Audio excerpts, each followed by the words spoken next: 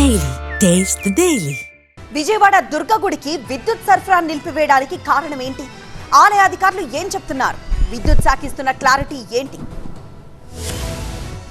Vijayawada దుర్గగుడి EO విద్యుత్ శాఖ మధ్య చర్చలు సఫలం కావడంతో కనకదుర్గమ్మ గుడికి విద్యుత్ సరఫరాను పునరుద్ధరించారు.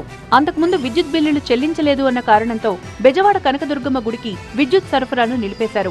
ఈ క్రమంలో భక్తులకు ఇబ్బందులు కలగకుండా విద్యుత్ సేవలకు అంతరాయం లేకుండా జనరేటర్ల సాయంతో ప్రత్యామ్నాయ ఏర్పాట్లు చేశారు. అయితే విజయవాడ దుర్గగుడికి విద్యుత్ బిల్లులు బకాయిలు 3 కోట్లున్నాయని అధికారులు చర్యలు తీసుకున్నారు. 2023 ఫిబ్రవరి నుంచి బిల్లులు చెల్లించలేదన్న విద్యుత్ శాఖ నోటీసులిచ్చినా స్పందన లేకపోవడంతో విద్యుత్ ను నిలిపేసింది. పాత బకాయిల కారణంగానే పవర్ కట్ చేశామని చెప్పని విద్యుత్ శాఖ అధికారులు చెప్తుంటే ఇటు విద్యుత్ శాఖ నుంచి కూడా దేవస్థానానికి నిధులు రావాల్సి ఉంది. దాంతోపాటు ఫ్రీ సర్వీసులు కూడా ఉన్నాయి. దానికి కూడా బకాయిలు చెల్లించాలని చెప్పని నోటీసులు పంపించారని చెప్పని ఆలయ అధికారులు చెప్తూ ఉన్నారు. గత 2 ఏళ్లుగా దేవస్థానం నుంచి ఏపీ విద్యుత్ మండలికి ఉచితంగా విద్యుత్ సరఫరా చేస్తున్నారు. ప్రతిగా దేవస్థానానికి చెందిన 10 సర్వీసులకు ఉచిత విద్యుత్ సరఫరా చేస్తున్నారు.